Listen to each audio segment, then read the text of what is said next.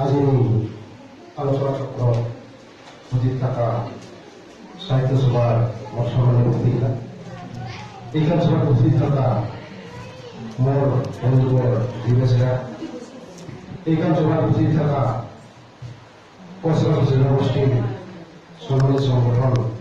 সাহিত্য সভার সভাপতি সভাপতি ধরিয়া বিভিন্ন জেলা কমিটি বা আঞ্চলিক কমিটির আসা সম্মানিত অতিথিরা, ইতিমধ্যে আমার এই আশা সকল বহুজন ভূমিকায় দায়িত্ব দিয়ে ভাষণ ঘটে গেছে। প্রথমে সর্ববৃহৎ সংগঠন লগতে আমার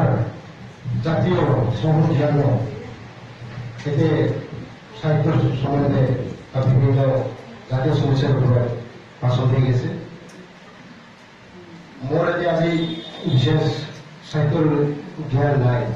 বা ওরকম আমার নলেজও নাই, যেহেতু এতে মহান মহান ব্যক্তিগণে আমার ভকত দায়িত্ব ভকত সাথে বিভিন্ন আমার কেন্দ্রে আমার ভাষণ প্রকাশ করেছে। যিকি নহওক পঁচাশী ছাত্র সন্তান তরফের পৰা মই সভাকে আমার আন্তরিক শুভেচ্ছা জানাই। আর লগতে আমার পঁচিশ সাহিত্য সভায় আমার জাতির ভাষা উদ্ধারে হোক, জাতির সংস্কৃতি উদ্ধারে হোক বা জাতি গঠন প্রক্রিয়ায় হোক, এইগুলো আমার যাতে এই ঘনিষ্ঠ ভূমিকা রয় এটা আমি আশা করি। এটা কথা হয় কি কোচ রাজবংশী সাহিত্য সভা আজিৰ তাৰিখত যেতিয়া স্থিৰ হ'ব লাগিল হয়, কোচ ৰাজবংশী ভাষা আজি যেতিয়া তাৰিখত যেতিয়া স্থিৰ হ'ব লাগিল হয়, আমি কিন্তু উল্টা স্থির পাবা আমরা নজর পরিলিখিত নাই হয়। আর কোন উপস্থিত লেজিসকে চাইলেও ওই মাঝে চিন্তা করবো আমার সংস্কৃতি এত চহকী সংস্কৃতি, আমার ওখানে বেলেগ বেলেগ জনগোষ্ঠী থাকি আমি আমার প্রচার জনগোষ্ঠী সংস্কৃতি এত চহকী, এত ভ্যারাইটিস আমার কালচার, আমার শ্বাস প্রশ্বাস আরম্ভ করি আনে, আমার নৃত্য আরম্ভ করি আনে। ইতিমধ্যে আমার সাহিত্য সভার সভাপতি মহিলা হয়ে গেছে পঁচাশি জনগোষ্ঠী এত কালচার আছে যেখানে বিভিন্ন জনগোষ্ঠী নাই, কিন্তু তথাপিও আমার সংস্কৃতি কিয় আজি অসমের মধ্যে বিস্তার নেই পায়, ভারতের মধ্যে বিস্তার নেই পায়। আমার ড্রেস আজি কিয় যেটা আদর লাগে হয় ওটা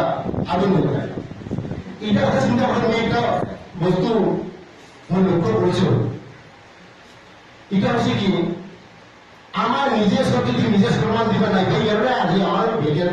সম্মান দেওয়া নাই। আমি আমার নিজের সংস্কৃতি নিজের সম্মান দিবে নাই পা,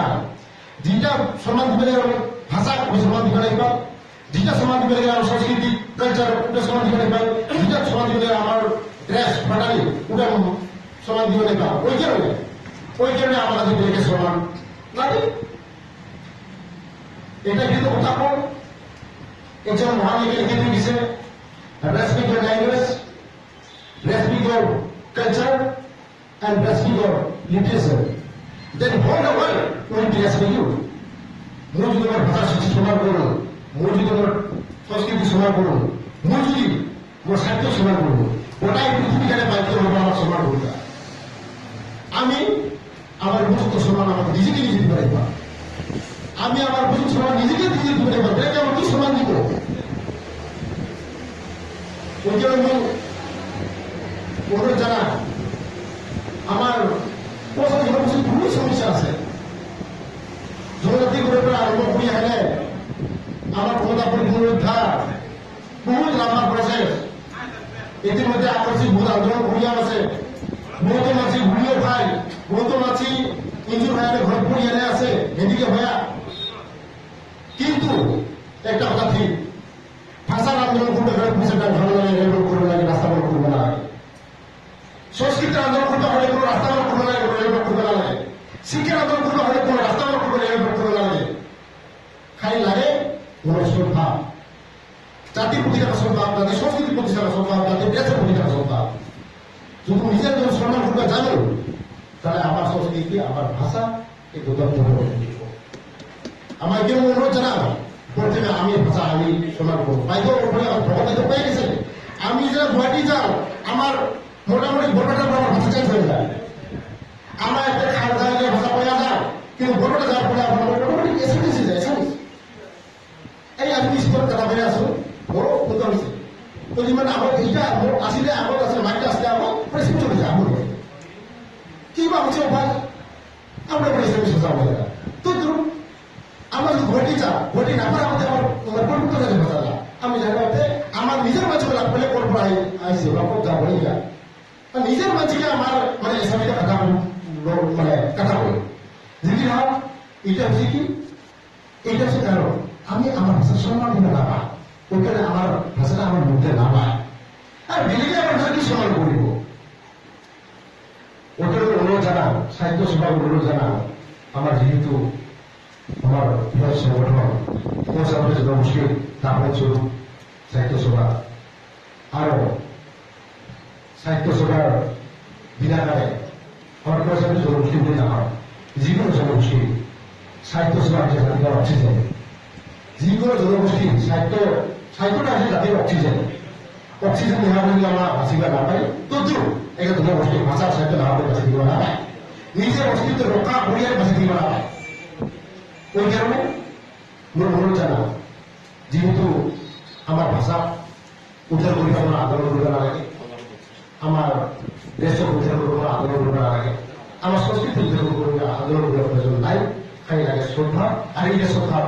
সবাই আমার জায়গা হবে আর আমার ভাষা দিনক দিনের প্রতিরোধ